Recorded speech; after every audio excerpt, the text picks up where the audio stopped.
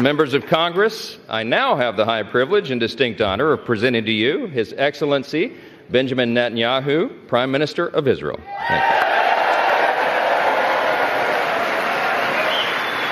you.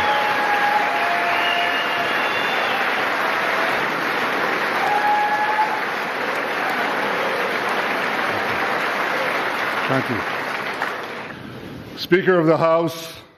Spika wa bunge Mike Johnson, Senator Ben Gardin, kiongozi wa wachache Hakim Jeffrey, kiongozi wa wengi katika Senate Jackie Schumer, kiongozi wa wachache katika Senate Mitch McConnell, maseneta, wajumbe wa Congress, wageni walikwa. Mheshimiwa Spika, awali naomba nikushukuru kwa kunipa heshima kubwa kuhutubia kwa mara 4 bunge hili kubwa la demokrasia. Of addressing this great citadel of democracy for the 4th time.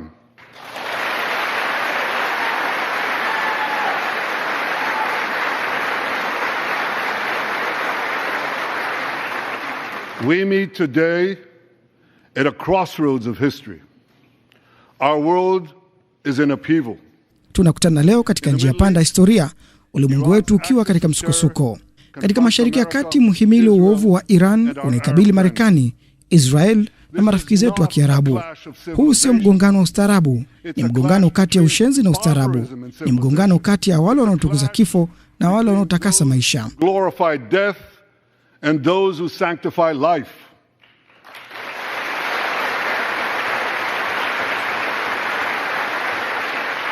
For the forces of civilization, ili nguvu za ustaarabu zipate ushindi, Marekani na Israeli lazima zisimame pamoja.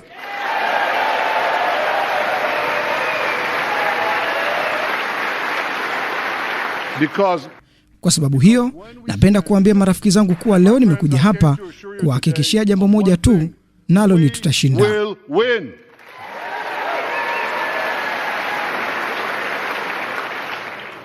Ladies and gentlemen, like December 7th, 1941 and September 11th, 2001, October 7th is a day that will forever live in infamy.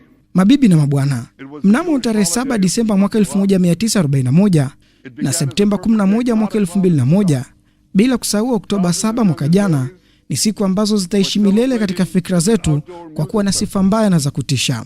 Sote tunajua ilikuwa ni likizo ya Kiyahudi ya chama Torah. Ilianza kama siku kamili na kukua na wingu angani.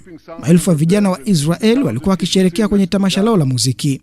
Na ghafla mwendo wa saa 12:29 asubuhi, watoto waliokuwa bado wamelala fofofo katika vitanda vyao katika miji ya Kibbutz karibu na Gaza, ghafla pepo yetu iligeuzwa kuwa kuzimu. Magaidi 3,000 wa Hamas walivamia Israel, walichinja watu 1,200 kutoka nchi 41 na kushikilia mateka wa Marekani 39.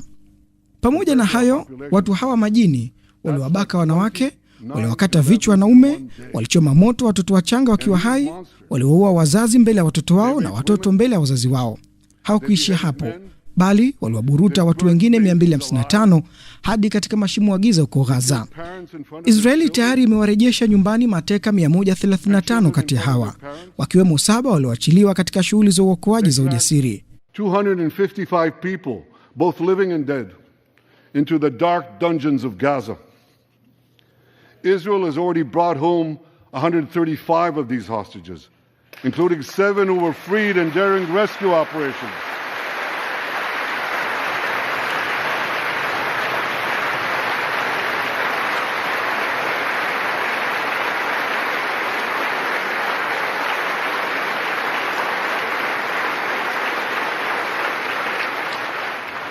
One of those freed hostages, mmoja wa wale mateka walioachiliwa, Noah Agraman, yuko hapa kwenye bunge hili na ameketi karibu na mke wangu Sarah.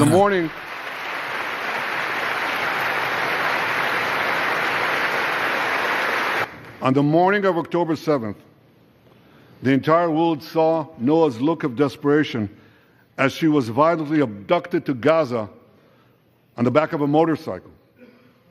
Kabla hapo sote tunakumbuka asubuhi ya Oktoba 7, dunia nzima iliona sura ya Noah ya kukata tamaa alipokuwa akitekwa nyara kwa nguvu hadi Gaza akiwa nyuma pikipiki. Nilikutana na mama Noah miezi michache iliyopita wakati akiugua saratani kali iliyokuwa ikitishia uhai wake.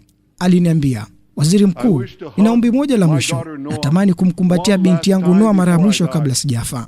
Miezi miwili iliyopita niliidhinisha operesheni ya uokoaji iliyoongozwa na makomando na idara zetu maalum iliyofaulu kumwokoa Noah na mateka wengine 3, including a heroic officer named Arnonz Mora, who fell in this battle, rescued Noah and 3 other hostages.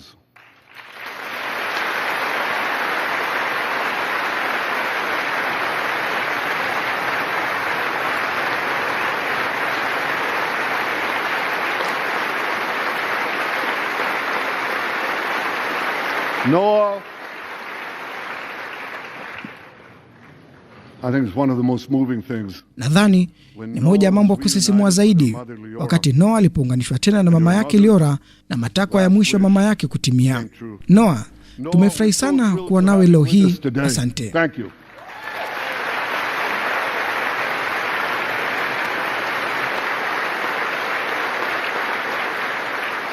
Many hostage families are also here with us today, including Eliyahu Bibas. Waheshimiwa wabunge, napenda kuambia pia kuwa familia nyingi za mateka ziko hapa pamoja nasi leo, ikiwa na moja na Eliud Bibas. Eliud Bibas ni babu wa wale wavulana wawili watanashati wenye vichwa vyekundu, wavulana wa Bibas, watoto wachanga. Nao wakachukuliwa mateka pamoja na mama yao na mwana wa Eliyahu. Familia nzima ilichukuliwa mateka. Watoto wawili wavulana wenye nywele nyekundu walichukuliwa pia mateka na majini hawa wa Hamas. Na pamoja nasi hapa pia yumo Iris Haim, ambaye mwanawe Yotam alitoroka utumwa wa Hamas kwa ujasiri pamoja na Waisraeli wengine 2, na kwa bahati mbaya waliuawa wakati wakirejea kwenye mstari wetu wa Israel. Pamoja na hao pia tuko hapa na familia za mateka wa Marekani. The families of American hostages. They're here.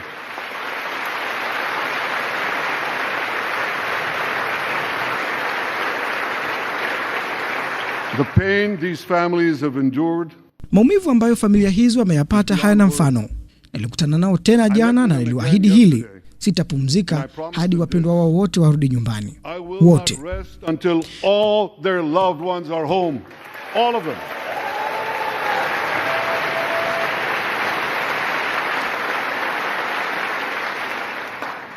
As we speak. Napenda kuambia kuwa hatuzungumzi tu, bali pia tunajishughulisha kikamilifu na juhudi kubwa za kuhakikisha kuachiliwa kwao, na nina imani kuwa juhudi hizi zitafaulu. Some of them are taking place right now.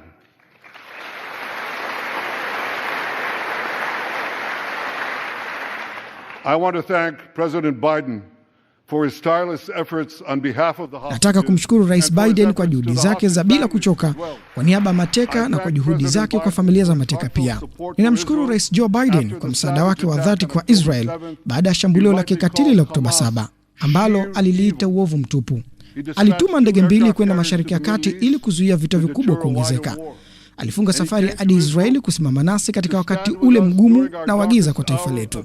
Napenda kuambia kuwa ziara hii haitosahulika kamwe kwa Waisraeli. Rais Biden na mimi tumefahamiana kwa zaidi ya miaka 40 iliyopita. Ninataka kumshukuru kwa nusu karne urafiki wake na Israel, na kama waniitavyo mimi ni mzayuni mwenye kiburi, basi kwa kweli na yeye Rais Biden ni mzayuni wa Kimarekani mwenye kiburi pia. My friends, for more than 9 months, Israel's soldiers have shown. Rafiki zangu, kwa zaidi ya miezi 9 askari wa Israel wameonyesha ujasiri usio na kikomo. Pamoja nasi leo tunaye Luteni Avichal Riven. Avichal ni afisa katika askari wa miamvuli wa Israel. Familia yake ilihamia Israel kutoka Ethiopia. Katika masaa ya mapema ya Oktoba 7, Avichal alisikia habari za umwagaji damu wa Hamas. Haraka alivaa sare yake, akashika bunduki, lakini hakukuwa na gari. Kwa hivyo alikimbia maili 8 hadi mstari wa mbele huko Gaza kuwatetea watu wake.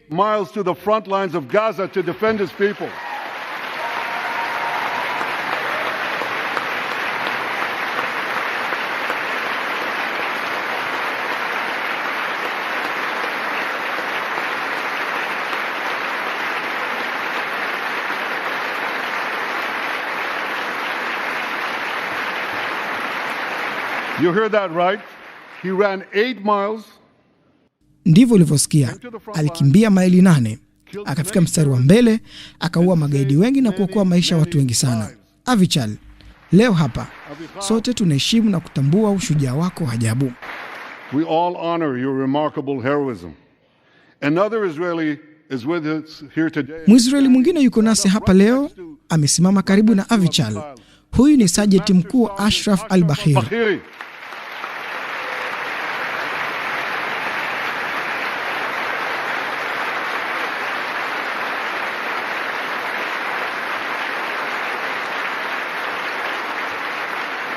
Ashraf is a Bedouin soldier from the Israeli Muslim community. Ashraf ni mwanajeshi wa Bedui kutoka jumuiya ya Waislamu wa Israeli ya Rahat. Mnamo Oktoba 7, Ashraf pia aliua magaidi wengi. Kwanza alitetea wenzake katika kambi ya kijeshi na kisha akakimbilia kutetea jumuiya za jirani, ikiwa ni pamoja na jumuiya iliyoharibiwa ya Kibbutz Be'er.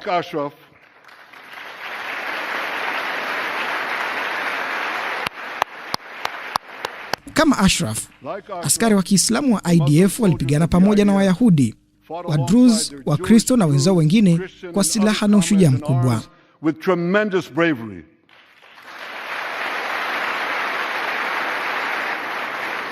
A third hero, Lieutenant Asa Sofer, is also here with us. Shujaa wa tatu ni Luteni Asa Sofa na pia tuko naye hapa leo. Asa alipigana kama afisa katika jeshi na alijeruhiwa vitani. Alijeruhiwa vitani wakati akiwalinda wanajeshi wenzake dhidi ya gruneti. Alipoteza mkono wake wa kulia na uwezo wa kuona katika jicho lake la kushoto. Kwa sasa anapata nafuu, na cha kushangaza, ndani ya muda mfupi hivi karibuni Asa anataka kurejea tena kazini kama kamanda wa kikosi cha mizinga. Within a short time, Asa will soon return to active duty as a commander of a tank company.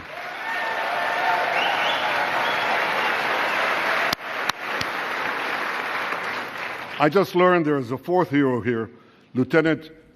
Nimejifunza kwamba kuna shujaa wa 4 hapa, na isi mwingine ni Luteni Yonatan Jonathan ambaye alipoteza mguu wake huko Gaza, lakini aliendelea kupigana.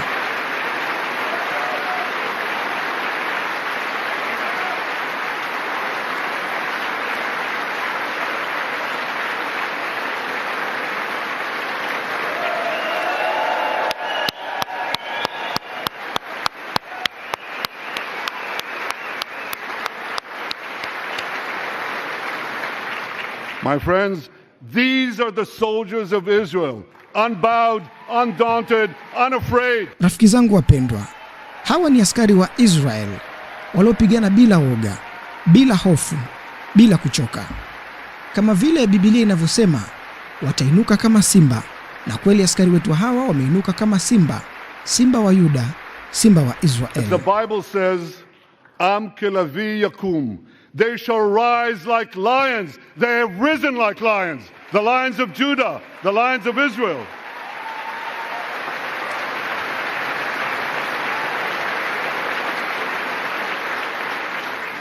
Ladies and gentlemen, the men and women of the IDF come from every corner of Israeli society, every ethnicity, every color, every creed, left and right.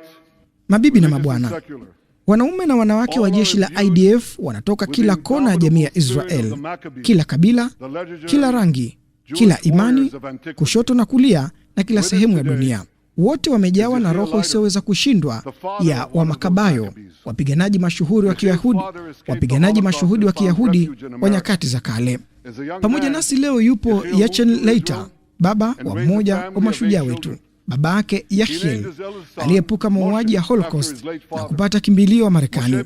Akiwa kijana, Yachiel alihamia Israel na kulea familia watoto 8. Alimtaja mtoto wake mkubwa Moshe baada ya marehemu baba yake.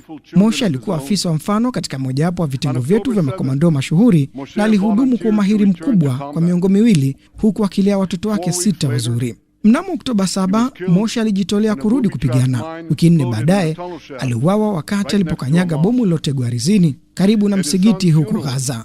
Katika mazishi ya mwanawe Yachel alisema hivi: kama taifa la Israeli halikuwa limeanzishwa baada ya maangamizi makubwa ya Wayahudi, picha iliyochongwa katika kumbukumbu yetu ya pamoja ingekuwa picha ya yule mvulana Myahudi asiyejiweza katika maabusu ya Waso akiinua mikono yake hewani huku bunduki za Wanazi zikielekezwa kwake. Lakini kwa sababu ya kuzaliwa kwa Israel, kwa sababu ya ujasiri wa askari kama mwanangu Moshe, Wayahudi si wanyonge tena mbele ya adui zao. The Jewish people are no longer helpless in the face of our enemies.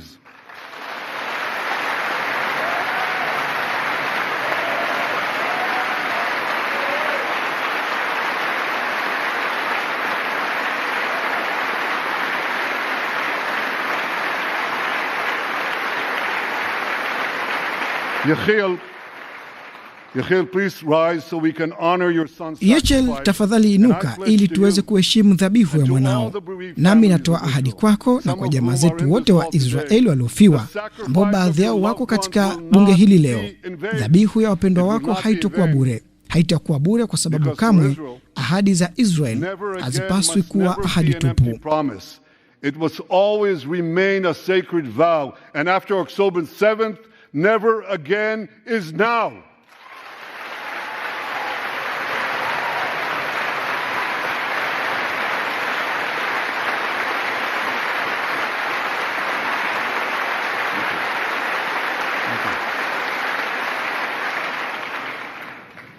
My friends, defeating our brutal enemies requires both courage and clarity. Rafiki zangu wapendwa, wakati wowote na popote tunapoona janga la chuki dhidi ya Wayahudi, lazima tulilaani na kupigana nalo kwa udhabiti. Na kamwe tusidanganywe na wanaokashifu kumwagika kwa damu ya Kiyahudi bure kwa kisingizio cha kupaza sauti ya juu ya sheria na haki. When the blood libels against the Jewish state come from people who wear fancy silk robes and speak in lofty tones about law and justice, here's a case in point.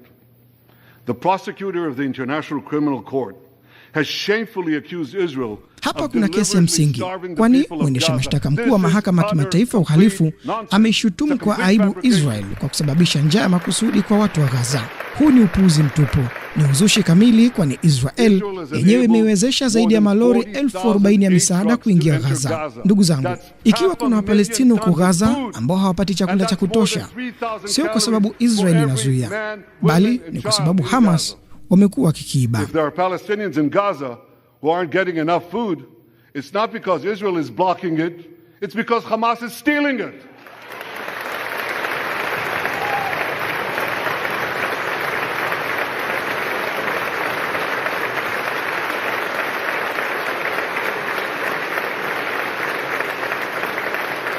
So much for that lie, but here's another.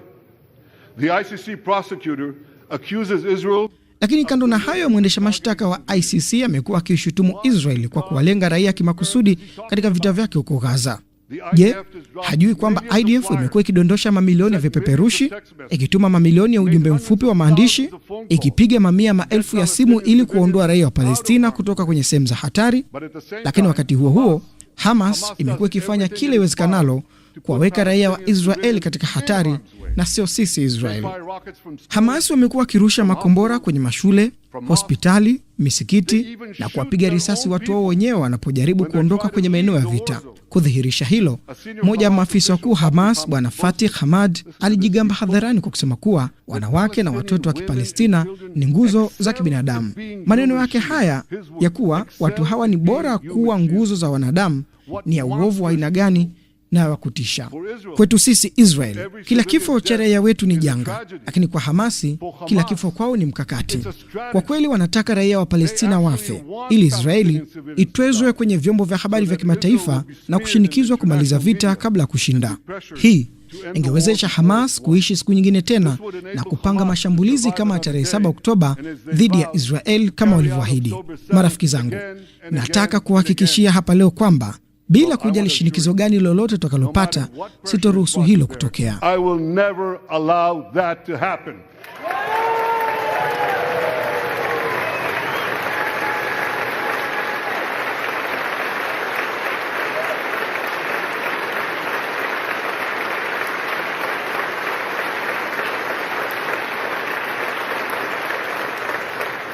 The vast majority of Americans have not fallen for this Hamas propaganda.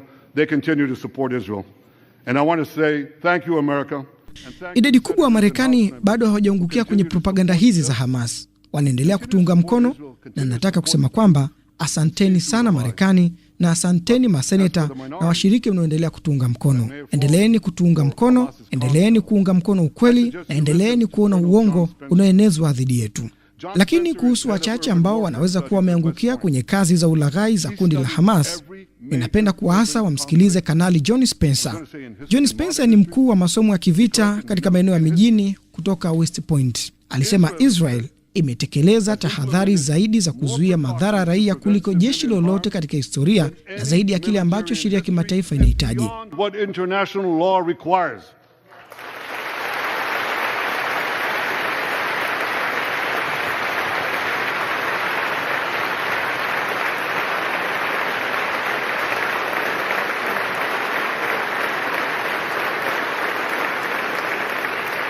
That's why, despite all the lies you've heard, the war in Gaza has one of the lowest ratios of combatants to non-combatants casualties in the history of urban warfare. Ndio maana licha uongo wote uliosikika, vita vya Gaza vina uwiano wa chini kabisa wa vifo na majeruhi wasio wapiganaji katika historia ya vita vya mijini. Idadi ya vifo vya raia ni ndogo kabisa huko Gaza, iko chini pia katika mji wa Rafa. Mnakumbuka watu wengi walisema nini ikiwa Israeli ingeingia Rafa? Walisema maelfu kwa makumi ya raia wangeuawa. Naam, wiki iliyopita niliingia Rafa mimi mwenyewe. Nilitembelea wanajeshi wetu walipomaliza kupigana magaidi wa Hamas waliosalia. Nilimuuliza kamanda mkuu, mliua magaidi wangapi hapa Rafa? Alinipa nambari kamili kwamba waliua magaidi 1203. Nilimuuliza, ni raia wangapi wameuawa? Alisema, waziri mkuu, kwa kweli hakuna isipokuwa tukio moja ambalo makombora kutoka kwa bomu yalipiga ghala la silaha la Hamas na kuua watu 24 bila kukusudia.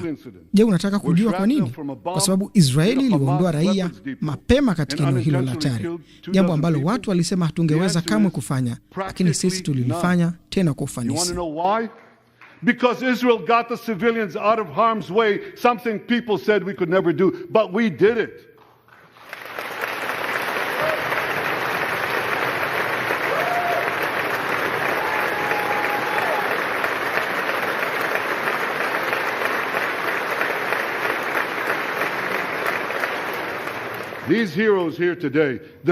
Mashujaa tulionao leo hapa na askari wengine mashujaa wa Israel hawapaswi kamwe kulaumiwa kwa jinsi wanavyoendesha vita kwa Gaza, bali wanapaswa kupongezwa kwa hilo.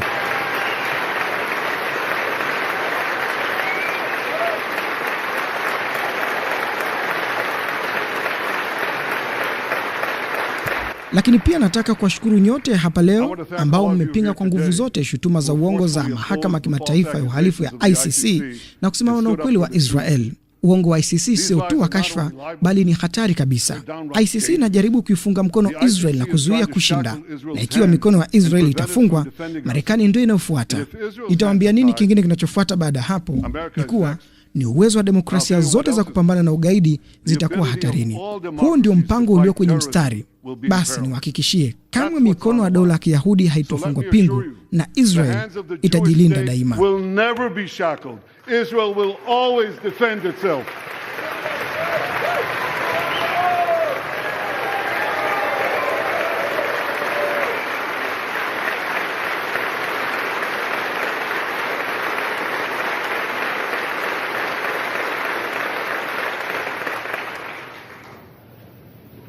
My friends, in the Middle East, Iran is virtually behind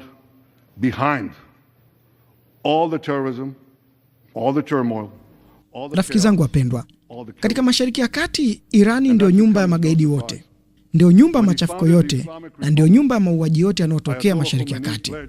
Wakati alipoanzisha Jamhuri ya Kiislamu ya Iran, Ayatollah Ruhollah Khomeini aliahidi, na nukuu, tutasambaza mapinduzi yetu ulimwengu mzima na tutasambaza mapinduzi ya Kiislamu dunia nzima. Sasa hebu tujiulize, ni nchi gani inayosimama kupinga mipango ukicha ya Iran ya kulazimisha itikadi kali duniani?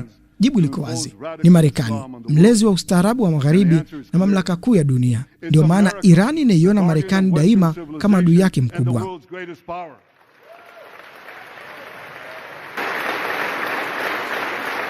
That's why Iran sees America as its greatest enemy.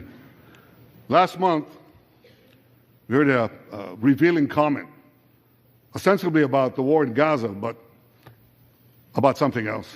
It came from the foreign minister. Kwa mfano, mwezi uliopita nilisikia maoni ya kufichua yanayoonekana kuhusu vita vya Gaza, lakini kuhusu kitu kingine kabisa. Nilisikia waziri wa mambo ya nje wa Hezbollah akisema, hivi sio vita na Israel, Israeli ni chombo tu, vita kubwa na vita vya kweli viko Marekani.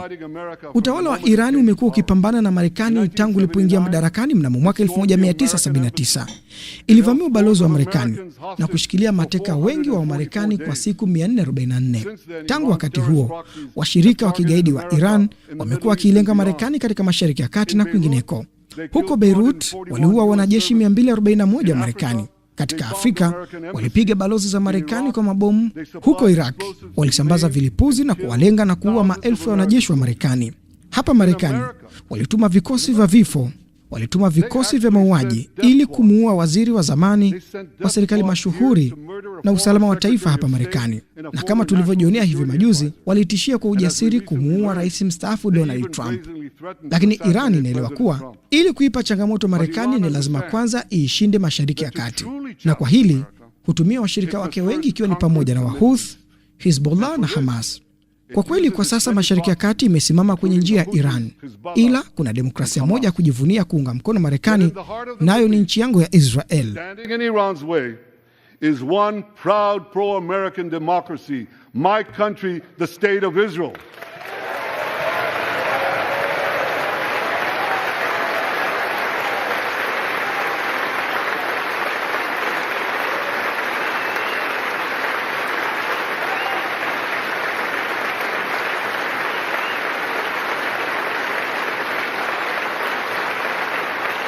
That's why ndio maana makundi ya watu mjini Teheran huimba kifo kwa Israel kabla ya kuimba kifo kwa Marekani. Kwa Iran, Israeli ni ya kwanza, Marekani inafuata. Kwa hivyo, wakati Israel inapigana na Hamas, tunapigana na Irani pia. Tunapopigana na Hezbollah, tunapigana na Irani pia. Tunapopigana na Wahouthi, tunapigana na Irani pia. Tunapigana na adui mkali, mwenye nguvu na muuaji wa Marekani. Na jambo kubwa zaidi, Israel inachukua hatua kuzuia Iran kutengeneza silaha za nyuklia. Silaha za nyuklia ambazo zinaweza kuiharibu Israeli yote na kutisha kila jiji la Marekani, kila jiji ambalo nyinyi mnatoka. Sisi Israel hatujilindi tu peke yetu, bali tunawalinda na nyinyi.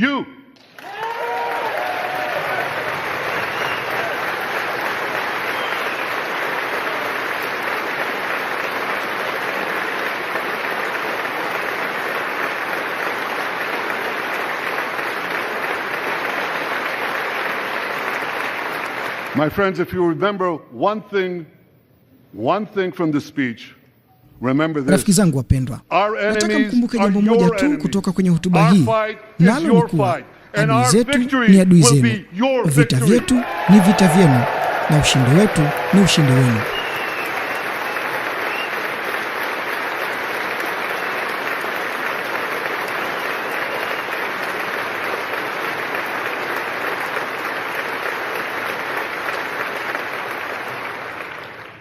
Ladies and gentlemen, Bwana, ushindi huu unaonekana. Kushinda kwa Israeli dhidi ya Hamas utakuwa ni pigo kubwa kwa muhimili wa ugaidi wa Iran. Sehemu nyingine za muhimili huo wa uovu wa Iran, yani Hezbollah, nayo ilishambulia Israeli tarehe 8 Oktoba, siku moja baada ya shambulio la Hamas. Imerusha maelfu ya makombora na ndege zisizo na rubani dhidi yetu. Raia wetu wapatao 80,000 kaskazini mwa Israel waliyahama makazi yao na kuwa wakimbizi katika ardhi yao wenyewe. Sisi tumejitolea kuhakikisha kuwa watu hawa wanarudi katika makazi yao. Tunapoendelea kufanikisha hilo kidiplomasia, lakini wacha niseme wazi, Israel itafanya chochote inachopaswa kufanya ili kurejesha usalama kwenye mpaka wetu wa kaskazini na kuwarudisha watu wetu salama kwenye makazi yao.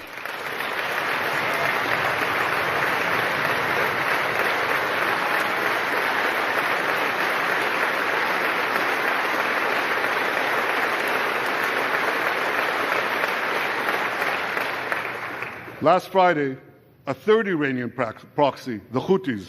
Ijumaa iliyopita, wakala watatu wa Iran, wanamgambo wa Houthi, walishambulia Tel Aviv kwa ndege isiyo na rubani. Lilipuka umbali wa futi 100 kutoka kwa balozi mdogo wa Marekani na kuua mtu mmoja na kujeruhi wengine 9. Siku ya Jumamosi iliidhinisha jibu sahihi na la haraka kwa shambulio hili la Wahouthi. Maadui zetu wote wanapaswa kujua hili.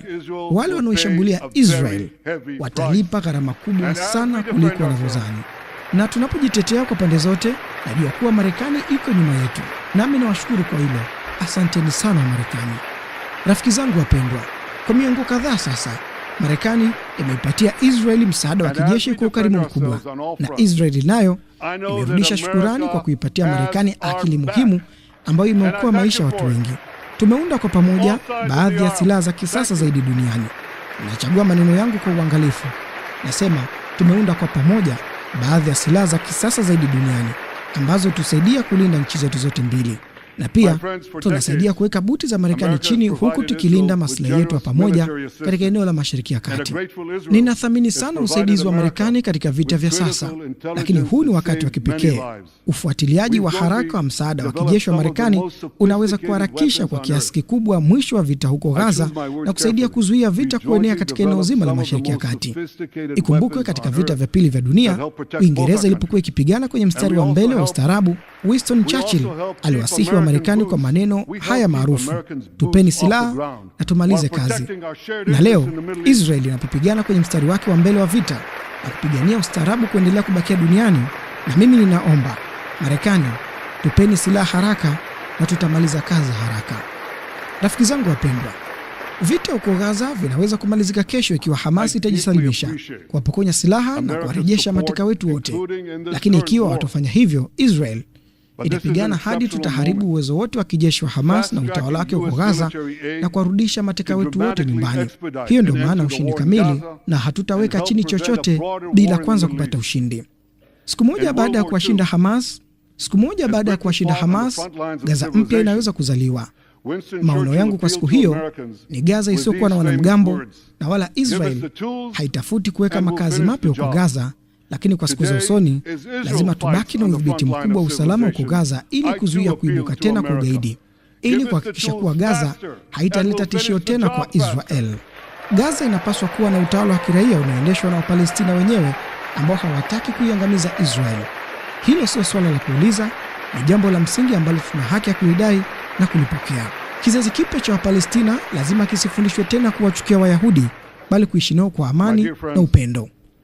Kufuatia ushindi wetu wa juhudi zetu na usaidizi wa washirika wetu wa kikanda, kuondolewa kwa uwezo wa kijeshi wa Hamas unaweza kusababisha mustakabali wa usalama, ustawi na amani, na hayo ndio maono yangu kwa Gaza baadaye. Hapa pia napenda kutoa maono yangu kwa Mashariki ya Kati niitakayo, ambayo nimeyaunda kutokana na kile tulichoona baada ya vita vya pili vya dunia. Tunakumbuka kwamba baada ya vita hivyo, Marekani iliunda muungano wa usalama huko Ulaya ili kukabiliana na tishio la Urusi. Sawa na hivyo, Marekani na Israeli leo zinaweza kuunda muungano wa usalama katika Mashariki ya Kati ili kukabiliana na tamthilia chungu inayozidi kuenea na kupendwa kutoka Iran. Nchi zote ambazo zipo katika amani na Israel na zile nchi zote ambazo zitafanya amani na Israel zinapaswa kualikwa kujiunga na muungano huu. Tuliona muhtasari wa muungano huo unawezekana mnamo Aprili 14. Wakiongozwa na Marekani, zaidi ya nusu dazeni ya mataifa alifanya kazi pamoja na Israel kusaidia kupunguza mamia ya makombora na ndege zisizo na rubani zilizorushwa na Irani dhidi yetu.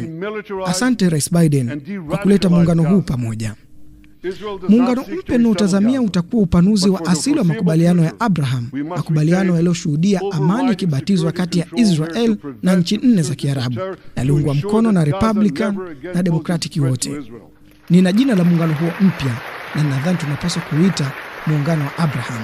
Ninataka pia kumshukuru Rais Trump kwa uongozi wake katika kufanikisha makubaliano ya kihistoria ya Abraham. Kama Wamarekani, Waisraeli pia tulifarijika kuona kwamba Rais Trump alinusurika kwenye jaribio baya la mauaji dhidi yake, shambulio la kutisha dhidi ya demokrasia ya Marekani.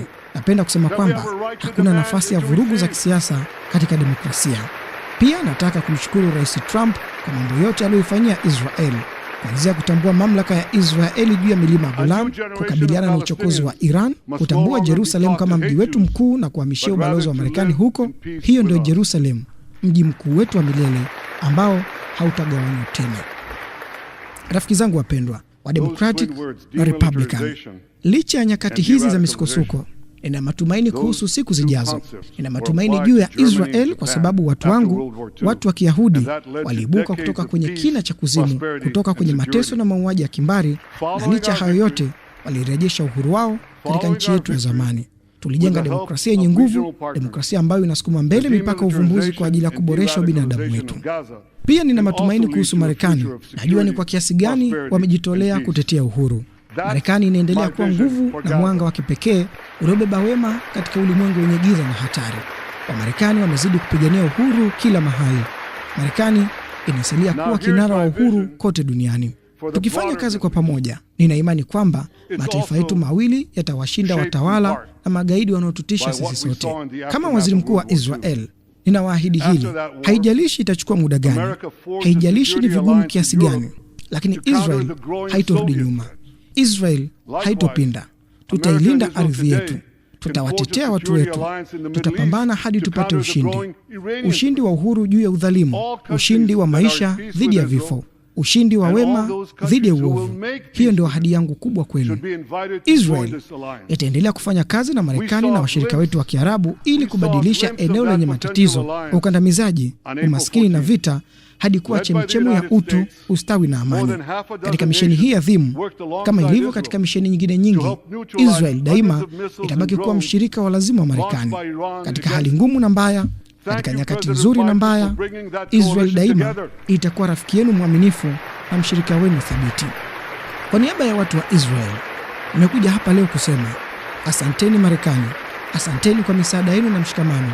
Asanteni kwa kusimama na Israeli katika saa yetu ya uhitaji. Kwa pamoja tutatetea ustaarabu wetu wa pamoja. Kwa pamoja tutapata mustakabali mzuri kwa mataifa yetu yote mawili. Mungu ibariki Israeli, Mungu ibariki Marekani, na Mungu ibariki muungano wetu kati ya Israel na Marekani milele. Asanteni. I have a name for this new alliance. I think we should call it the Abraham Alliance.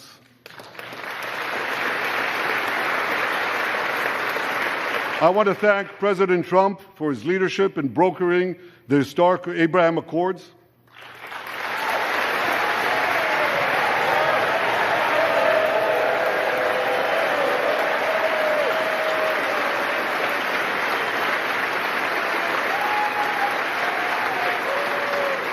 Like Americans, Israelis were relieved that President Trump emerged safe and sound from that dastardly attack on him, dastardly attack on American democracy.